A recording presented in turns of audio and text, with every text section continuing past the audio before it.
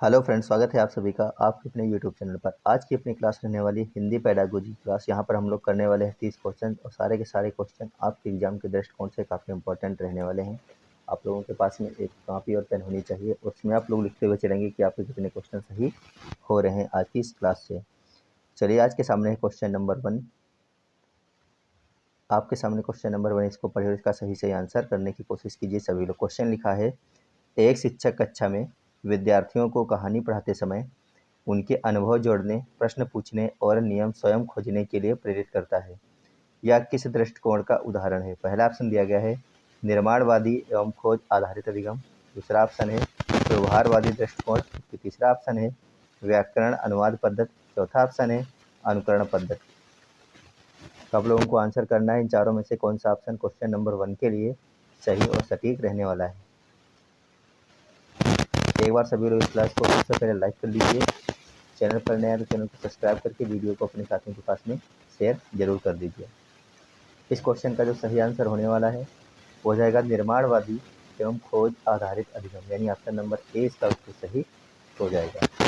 अगला क्वेश्चन है question number 2। चलिए, इसको पढ़िए सभी लोग और इसका आंसर कर दीजिए।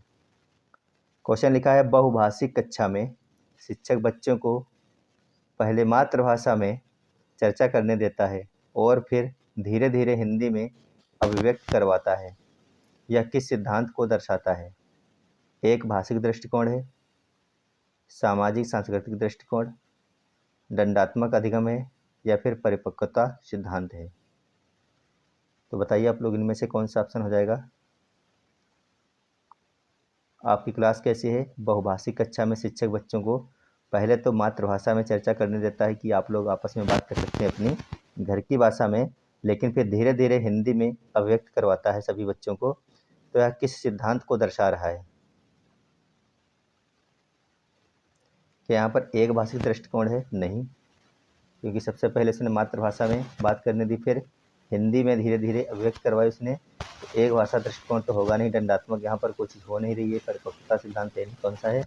सामाजिक और सांस्कृतिक दृष्टिकोण है। ऑप्शन नंबर बी यहाँ पर आपका सही हो जाएगा। अगला क्वेश्चन है, कक्षा में शिक्षक बच्चों की त्रुटियों का विश्लेषण कर उनके आधार पर आगे की शिक्षण योजना बनाता है। यह किस प्रकार का मूल्यांकन है? पहले क्या कर रहा है शिक्षक?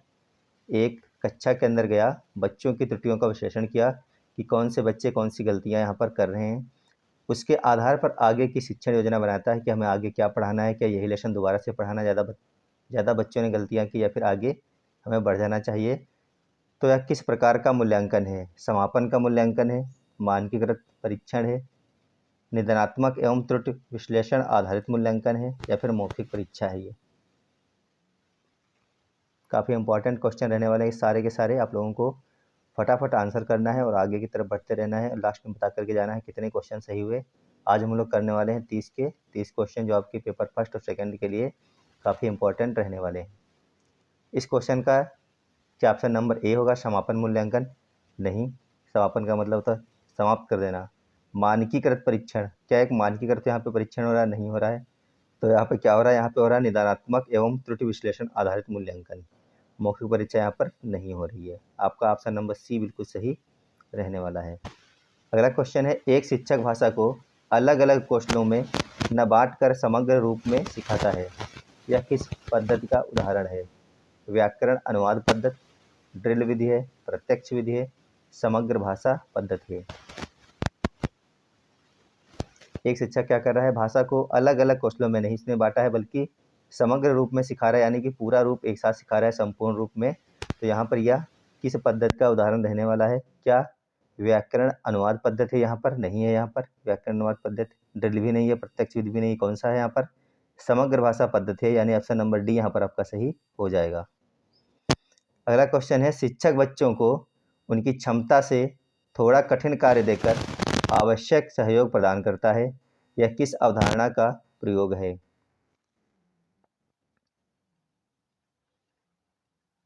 एक शिक्षक अपनी क्लास में गया, उसको पता है कि बच्चे कौन सा कार्य कर पा रहे हैं और कौन सा नहीं कर पाएंगे, तो उसने ऐसा कार्य दिया जो थोड़ा सा कठिन था, जो बच्चे रोज कार्य करते थे। उसके बाद में उसने उन बच्चों को थोड़ा सहयोग भी किया उस कार्य करने में। तो यह किस अवधारणा का प्रयोग उसने किया है बच्चों के ऊपर? क्या समीपी विकास क्षेत्र है ये, व्यवहारवाद है, अनुकरण है या फिर परिपक्वता सिद्धांत है?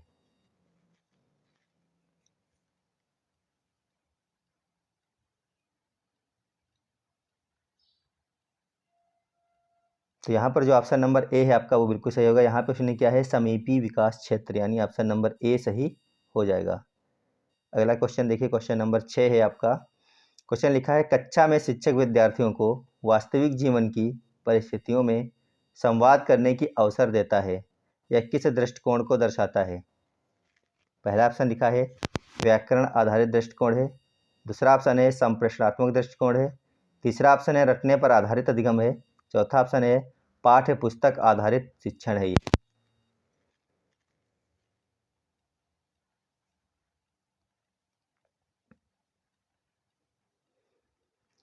तो ऑप्शन नंबर ए आपका लिखा है व्याकरण आधारित दृष्टिकोण। तो यहाँ पर व्याकरण आधारित दृष्टिकोण आपको लग रहा है, नहीं लग रहा है, तो ऑप्शन नंबर ए आपका होगा नहीं। दूसरा ऑप्शन लिखा है संप्रेषणात्मक दृष्टिकोण, ऑप्शन नंबर बी आपका हो सकता है, लेकिन आगे भी हमें देखने हैं। तीसरा ऑप्शन लिखा है रटने पर आधारित अधिगम, रटने पर जहाँ पे लिखा हो, सिर्फ लिखा हो, केवल लिखा हो, वो सभी निगेटिव होते हैं, इसको काट देना है आपको। चौथा ऑप्शन लिखा है पाठ्य पुस्तक आधारित अधिगम, जबकि यहाँ पर पाठ्य पुस्तक की कोई बात नहीं हुई है, वास्तविक जीवन की परिस्थितियों के ऊपर बात कर रहे हैं बच्चे हैं, तो ऑप्शन नंबर डी भी आपका यहाँ पर गलत हो जाएगा। आपके पास में जो सही आंसर है वो है ऑप्शन नंबर बी, संप्रेषणात्मक दृष्टिकोण। अगला क्वेश्चन है क्वेश्चन नंबर 7। यहाँ पर क्वेश्चन लिखा है, एक शिक्षक तेज और कमजोर विद्यार्थियों के लिए अलग अलग गतिविधियां तैयार करता है, यह किस प्रकार का शिक्षण है? कोई एक टीचर है जिसने कमजोर बच्चों के लिए अलग लेसन तैयार किया, अलग तरीके से पढ़ाया, और तेज बच्चों को अलग तरीके से उसने पढ़ाया है। तो यह किस प्रकार का शिक्षण है? क्या समान शिक्षण है, अनुकरण है, भेदात्मक शिक्षण है या फिर पारंपरिक शिक्षण है? बताइए इनमें से कौन सा ऑप्शन आपको सही लग रहा है। जो तेज बच्चे हैं उसको अलग तरीके से पढ़ाया गया है, और जो कमज़ोर बच्चे हैं उनको अलग तरीके से पढ़ाया गया है। तो यहाँ पर क्या किया जा रहा है, तेज और कमज़ोर के बीच में भेदभाव हमें देखने को मिल रहा है। तो यहाँ पर आपका ऑप्शन नंबर सी सही रहने वाला है। समान शिक्षण वो कर नहीं रहा है, और अनुकरण यहाँ पर है नहीं, पारंपरिक शिक्षण है नहीं, तो कौन सा है, भेदात्मक शिक्षण है। यहाँ पर ऑप्शन नंबर सी आपका सही हो जाएगा। अगला क्वेश्चन है, यदि भाषा सीखने में त्रुटियों को स्वाभाविक माना जाता है तो यह किस दृष्टिकोण को दर्शाता है? दंडात्मक दृष्टिकोण है, व्यवहारवाद है, अनुशासनात्मक दृष्टिकोण है या फिर निर्माणवादी दृष्टिकोण है? भाषा सीखने में यदि गलतियों को स्वाभाविक माना जाता है, कि गलतियां होना स्वाभाविक है अगर कोई बच्चा भाषा को सीखेगा, तो यह किस प्रकार के दृष्टिकोण को दर्शा रहा है? क्या दंडात्मक दृष्टिकोण है? नहीं, क्योंकि गलतियां होना स्वाभाविक मान रहा है कोई टीचर, तो यहाँ पे दंड नहीं देगा। व्यवहारवाद है, क्या यहाँ पर व्यवहारवाद की कोई बात हो रही है? नहीं। क्या अनुशासनात्मक दृष्टिकोण है? नहीं है। यहाँ पे क्या है, निर्माणवादी दृष्टिकोण है, कि बच्चा सीख रहा है, सीखने के द्वारा गलतियां होगी ही होंगी। अगला क्वेश्चन है क्वेश्चन नंबर 9। देखिए क्वेश्चन क्या यहाँ पर कह रहा है। क्वेश्चन कह रहा है कि कक्षा में समूह चर्चा और विचार साझा करने से कौन सा अधिगम विकसित होता है? आपकी कोई क्लास है जिसमें समूह चर्चा बच्चों से करवा रहे हैं और आपस में बच्चे विचार साझा कर रहे हैं, तो इससे कौन सा अधिगम विकसित होता है? सहपाठी अधिगम होगा, व्यक्तिगत होगा, अनुकरण होगा या फिर निष्क्रिय होगा? तो जब बच्चे आपस में बात करेंगे, समूह में चर्चा करेंगे, तो निष्क्रिय यहाँ पर कोई बात हो ही नहीं है। निष्क्रिय क्यों हो जाएगा? तो बच्चा सक्रिय है यहाँ पर। तो अनुकरण की यहाँ पर बात नहीं हो रही है, किसी के पीछे नहीं चलना, किसी का कहा हुआ नहीं कर रहे हैं बच्चे। व्यक्तिगत इसलिए नहीं है क्योंकि बच्चे सारे साथ में बैठे हैं। तो सहपाठी अधिगम हो जाएगा, सारे साथ साथ में बच्चे पढ़ रहे हैं। अगला क्वेश्चन है क्वेश्चन नंबर 10। क्वेश्चन लिखा है, यदि शिक्षक भाषा के प्रयोग पर अधिक बल देता है, इसके प्रयोग की बात हो रही, भाषा के प्रयोग पर अधिक बल देता है, तो यह किस पद्धति का उदाहरण है? व्याकरण अनुवाद पद्धति है, संप्रेषणात्मक है, ड्रिल पद्धति है या फिर प्रत्यक्ष पद्धति है? बताइए आपको इनमें कौन सा ऑप्शन सही लग रहा है क्वेश्चन नंबर 10 के लिए। और फटाफट आप लोग आंसर करके भी जाएंगे इस क्वेश्चन के बाद में 10 में से कितने सही निकले अभी तक आपके। इसका जो सही आंसर हो जाएगा वो आपका हो जाएगा संप्रेषणात्मक। क्या हो जाएगा? संप्रेषणात्मक पद्धति का उदाहरण है ये। बताइए 10 में से कितने सही निकले? कि 8 निकले, 9 निकले या फिर 10 में 10-20 आपके सही हो चुके हैं। क्लास अच्छी लग रही है तो क्लास को लाइक कर दीजिए। चैनल पर नए जुड़ रहे हैं तो चैनल को सब्सक्राइब कर लीजिए। यहाँ पर आपको सीट के सारे क्वेश्चन इंपॉर्टेंट जितने भी क्वेश्चन आपके आते हैं सारे के सारे प्रैक्टिस करवा जा रहे हैं लगातार। देखिए अगला क्वेश्चन है क्वेश्चन नंबर 11। क्वेश्चन लिखा है, शिक्षक यदि विद्यार्थियों की प्रगति को लगातार नोट कर अपनी विधि बदलता है तो यह किस प्रकार का मूल्यांकन है। शिक्षक क्या कर रहा है, विद्यार्थियों की प्रगति को देख रहा है कि विद्यार्थी किस प्रकार से प्रगति कर रहे हैं, नहीं कर रहे हैं, अच्छे तरीके से समझ पा रहे हैं, नहीं समझ पा रहे हैं, इसको एक डायरी पे नोट कर रहा है और उसी के अनुसार अपनी विधि को बदल रहा है कि इस विधि से नहीं तो इस विधि से बच्चे अच्छे तरीके से समझ जाएंगे। तो यह किस प्रकार का मूल्यांकन है, समापन मूल्यांकन है, मौखिक है, लिखित है, सतत एवं व्यापक मूल्यांकन है। इस क्वेश्चन को आप लोग ऑप्शन अगर काट पा रहे हैं तो बहुत आराम से कर लेंगे। यहाँ पर क्या समापन मूल्यांकन हो रहा है, नहीं मौखिक है, नहीं लिखित है, नहीं यहाँ पर कौन सा मूल्यांकन है, सतत एवं व्यापक मूल्यांकन है। यहाँ पर ऑप्शन नंबर डी यहाँ पर आपका बिल्कुल सही और सटीक होने वाला है। अगला क्वेश्चन है क्वेश्चन नंबर 12। क्वेश्चन लिखा है, विद्यार्थियों में स्वयं नियम खोजने के लिए प्रेरित करना किस अधिगम का उदाहरण है। अनुकरण, खोज आधारित अधिगम, रटने वाला अधिगम, दंड आधारित अधिगम। बताइए आप लोग इनमें से कौन सा ऑप्शन सही हो जाएगा। विद्यार्थियों को स्वयं नियम खोजने के लिए प्रेरित करना, रटने वाला आपको दिख जाए, दंड दिख जाए, स्वयं दिख जाए, तो ये सब क्या है, निगेटिव में आते हैं। दो तो आपके देखते ही देखते कट गए। यहाँ पर क्या कोई बच्चा अनुकरण कर रहा है, नहीं, वो स्वयं नियम को खोज रहा है, यानी खोज आधारित अधिगम है, अनुकरण भी यहाँ पर आपका नहीं होगा। ऑप्शन नंबर बी सही हो जाएगा यहाँ पर आपका। अगला क्वेश्चन है क्वेश्चन नंबर 13। क्वेश्चन लिखा है, कक्षा में स्वतंत्र अभिव्यक्ति और सम्मान का वातावरण किसका उदाहरण है। बात हो रही है स्वतंत्र अभिव्यक्ति और सम्मान के वातावरण की। क्या यह कक्षा एक नियंत्रित कक्षा है, दंडात्मक कक्षा है, लोकतांत्रिक कक्षा है या फिर अनुशासनात्मक कक्षा है। क्वेश्चन नंबर 13 के लिए बताइए इनमें से कौन सा सही हो जाएगा। कक्षा में स्वतंत्र अभिव्यक्ति और सम्मान का वातावरण किसका उदाहरण है। क्या ये एक नियंत्रित कक्षा है जिसमें नियंत्रित कर दिया गया, किसी को आपस में बोलने चालने की कोई भी अनुमति नहीं है, नहीं, ये आपका गलत हो जाएगा ऑप्शन नंबर 1। बी लिखा है दंडात्मक, ये हो गया नेगेटिव आंसर आपका, दंड देना। सी लिखा है लोकतांत्रिक कक्षा जिसमें बच्चे स्वतंत्र हैं बोलने के लिए और स्वतंत्र अभिव्यक्ति और सम्मान का वातावरण है। अगर क्लास में तो बच्चे क्या हैं, स्वतंत्र ही हैं, तो इसलिए यहाँ पर आपका ऑप्शन नंबर सी सही होगा, लोकतांत्रिक ही आपकी कक्षा है, अनुशासनात्मक कक्षा यहाँ पर नहीं होगी। पहला क्वेश्चन लिखा है, बार बार अभ्यास द्वारा भाषा कौशल विकसित करना किस विधि का उदाहरण है। बार बार बच्चे अभ्यास करते जा रहे हैं जिसके द्वारा क्या हो रहा है, उनका भाषा का कौशल विकसित हो रहा है, लेकिन आपसे पूछा गया है कि यह किस विधि का उदाहरण रहने वाला है। बार बार अभ्यास के द्वारा भाषा के अगर वो कौशल को विकसित कर रहा है तो परियोजना विधि है, चर्चा विधि है, खोज विधि है, ड्रिल विधि है। परियोजना विधि की यहाँ पर कोई बात हो रही है, चर्चा कर रहे हैं किसी के बारे में, नहीं, खोज कर रहा है कुछ बच्चा, नहीं कर रहा है, क्या कर रहा है, ड्रिल विधि है, ये लगातार एक ही विषय के ऊपर काम कर रहा है, बार बार अभ्यास कर रहा है एक ही विषय के ऊपर। अगला क्वेश्चन देखिए क्वेश्चन नंबर 15। क्वेश्चन लिखा, विद्यार्थियों के कार्यों का संग्रह करके मूल्यांकन करना किसे कहते हैं। क्या पोर्टफोलियो मूल्यांकन है, लिखित परीक्षा है, मौखिक परीक्षा है, समापन मूल्यांकन है। बताइए क्वेश्चन नंबर 15 के लिए कौन सा आंसर सही रहने वाला है। विद्यार्थियों के कार्यों का एक साथ संग्रह कर लेना एक जगह पर एक डायरी में, उसके बाद में मूल्यांकन करना किसे कहते हैं, ये आपसे पूछा गया है। तो यहाँ पर आपका बिल्कुल सही आंसर होने वाला है पोर्टफोलियो मूल्यांकन।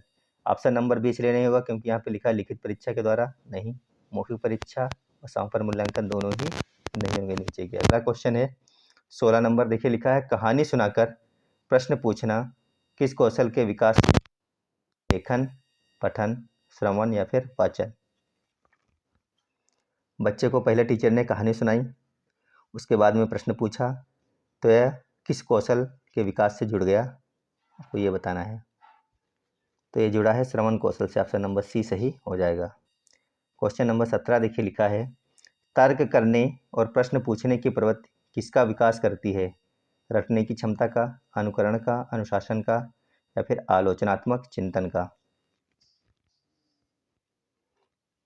तर्क करने और प्रश्न पूछने की प्रवृत्ति किसका विकास करती है, आपको ये बताना है। क्या इससे रटने की क्षमता का विकास होता है, नहीं, रटने का होता है, अनुकरण का होता है, नहीं, अनुशासन होता है, नहीं, आलोचनात्मक चिंतन का विकास होता है, प्रश्न पूछना और तर्क करना। अगला क्वेश्चन है, खेल और गतिविधियों द्वारा भाषा सिखाना किस दृष्टिकोण का उदाहरण है? क्या पारंपरिक दृष्टिकोण है यहाँ पर, या फिर गतिविधि आधारित अधिगम है, दंडात्मक है, अनुकरण है? खेल और गतिविधियों द्वारा भाषा सिखाना किस दृष्टिकोण का उदाहरण है, आपको ये बताना है। क्वेश्चन नंबर 18 का कौन सा यहाँ पर सही हो जाएगा? तो यहाँ पर आपका सही आंसर हो जाएगा कि ऑप्शन नंबर ए है पारंपरिक। यहाँ पर पारंपरिक कोई बात हो रही नहीं हो रही है। दंडात्मक है, अनुकरण है, नहीं। कौन सा है? गतिविधि आधारित अधिगम है। खेल और गतिविधियों द्वारा भाषा सिखाना कैसा है? गतिविधि आधारित अधिगम। अगला क्वेश्चन है, दो भाषाओं के संतुलित प्रयोग को क्या कहा जाता है? एक भाषिक, यहाँ पर एक भाषा है, नहीं दो भाषा है, तो एक भाषिक नहीं होगा। अनुकरण की बात हो रही, नहीं। द्विभाषिक पद्धति, बिल्कुल दो भाषाएं हैं यहाँ पर, तो दो भाषा पद्धति कहा जाता है इसको, यानी ऑप्शन नंबर सी सही हो जाएगा।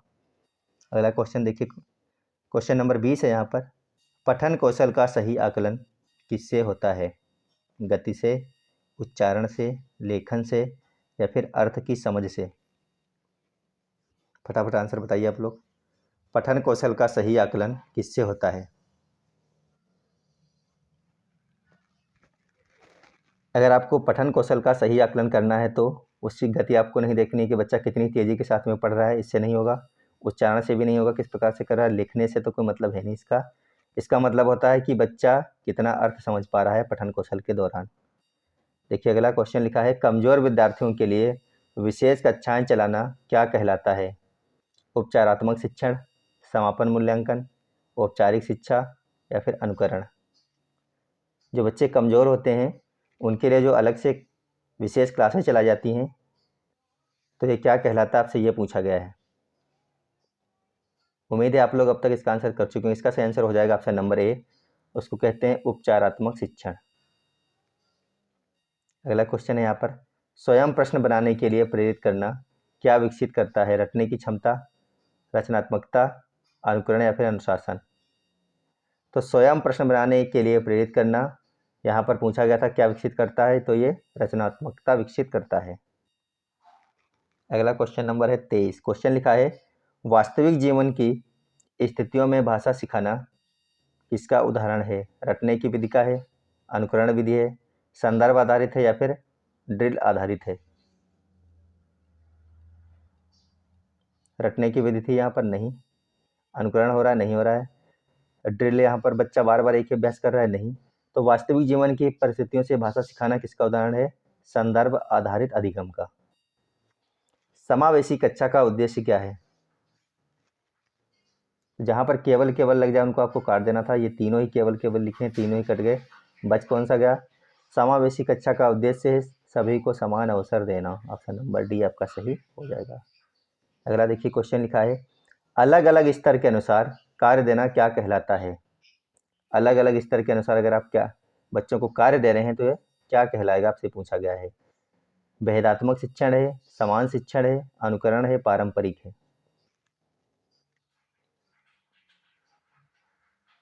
तो अलग अलग स्तर के अनुसार अगर आप कार्य दे रहे हैं तो यहाँ पर एक कहलाएगा आपका भेदात्मक शिक्षण, यानी कि जो बच्चे तेज हैं उनको अलग कार्य और जो बच्चे कमजोर उनको अलग कार्य, यानी आप भेदभाव कर रहे हैं बच्चों के साथ में। तो ऑप्शन नंबर ए यहाँ पर आपका सही हो जाएगा। समान शिक्षण आप करा नहीं रहे, अनुकरण है नहीं, पारंपरिक यहाँ पर कुछ है नहीं, तो ऑप्शन नंबर ए आपका सही हो जाएगा। अगला क्वेश्चन है, सामाजिक अंतःक्रिया का मुख्य लाभ क्या है? सामाजिक अंतःक्रिया का मुख्य लाभ के बारे में बात की गई है कि समय बचाना है, भाषा का वास्तविक प्रयोग है, परीक्षा की तैयारी कराना है, या फिर अनुशासन है? सामाजिक अंतःक्रिया का मुख्य लाभ क्या है? समय बचाने वाली जो बात होती है आपकी निगेटिव में चली जाती है। परीक्षा की तैयारी करना भी यहाँ पर नहीं है, अनुशासन भी नहीं है, तो यहाँ पर क्या होगा? तो यहाँ पर आपका सही और सटीक आंसर हो जाएगा भाषा का वास्तविक प्रयोग करना। अगला क्वेश्चन लिखा है, स्वतंत्र लेखन से कौन सा कौशल विकसित होता है? स्वतंत्र लेखन से कौन सा कौशल विकसित होता है? श्रवण कौशल, पठन, लेखन, वाचन? तो बताइए स्वतंत्र लेखन से इनमें से कौन सा कौशल विकसित होगा? तो आपके अंदर विकसित होता है यहाँ पर है, लिखने से कौन सा ही कौशल होगा? लेखन ही कौशल विकसित होगा। ऑप्शन नंबर सी आपका सही हो जाएगा। अगला क्वेश्चन है, समूह में समस्या समाधान करना किसका उदाहरण है? समूह में किसी आप समस्या का अगर समाधान कर रहे हैं तो किसका उदाहरण है? क्या व्यक्तिगत अधिगम है? व्यक्तिगत का मतलब होता है स्वयं, नहीं। समूह में आपको कार्य कर रहे हैं तो क्या अनुकरण है? नहीं। रटने का अधिगम है? नहीं। सहकारी अधिगम, यानी साथ में आप कोई कार्य कर रहे हैं तो इसको बोलते हैं सहकारी या समूह में अधिगम। यानी ऑप्शन नंबर डी अगर आप लोग यहाँ पर कर रहे हैं तो आपका बिल्कुल सही हो जाएगा। अगला क्वेश्चन है, भाषा सीखने में त्रुटियों को कैसे देखना चाहिए? सीखने की प्रक्रिया का भाग होती हैं, असफलता है, दंड है, समय की बर्बादी है। तो बताइए कौन सा यहाँ पर ऑप्शन सही आपको लग रहा है क्वेश्चन नंबर 29 के लिए। तो यहाँ पर जो सही आंसर हो जाएगा वो हो जाएगा ऑप्शन नंबर ए, सीखने की प्रक्रिया का भाग होती हैं गलतियाँ। असफलता, क्या बच्चा असफल हो रहा है? नहीं। क्या उसको दंड देना चाहिए? इसको दंड देना नहीं है यहाँ पर। समय की बर्बादी हो रहा है? नहीं, बच्चा सीख ही रहा है।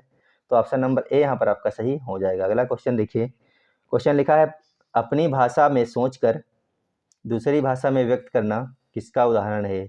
एक भाषिक दृष्टिकोण है, अनुकरण है, दंडात्मक दृष्टिकोण है, बहुभाषिक दृष्टिकोण है। अपनी भाषा में आप सोच तो रहे हैं अपनी भाषा में, लेकिन उसको व्यक्त कर रहे हैं किसी दूसरी भाषा में, तो यह किस प्रकार का उदाहरण है? क्या एक भाषिक है? नहीं, क्योंकि आपने सोचा तो एक भाषा में, लेकिन जो आप व्यक्त कर रहे हैं, बोल रहे हैं, वो दूसरी भाषा हो गई यहाँ पर। तो ऑप्शन नंबर ए गलत है। अनुकरण है? नहीं। इसको दंड देना चाहिए? दंडात्मक दृष्टिकोण है? नहीं। बहुभाषिक दृष्टिकोण है, यानी एक से ज़्यादा अगर भाषा बच्चा समझ पा रहा है, सीख पा रहा है, सोच पा रहा है, बोल पा रहा है, तो उसको कहते हैं बहुभाषिक कक्षा या फिर बहुभाषिक दृष्टिकोण। तो अब आपको बताना है 30 में कितने आपके सही निकले। अगर आपको क्लास अच्छी लगी तो क्लास को लाइक करना है आपको। चैनल पर नया है तो चैनल को सब्सक्राइब करके जाइएगा, बेल आइकन को जरूर प्रेस करके रखिएगा और इस क्लास को अपने साथियों के पास में जरूर शेयर कीजिए और उनसे पूछना ये क्लास कैसी लगी और आप कितने क्वेश्चन सही कर पाए। मिलेंगे आपको अगली और एक बेहतरीन क्लास के साथ में। जब तक आप लोग पढ़ते रहिएगा, स्वस्थ रहिएगा, मस्त रहिएगा। धन्यवाद, बाय बाय।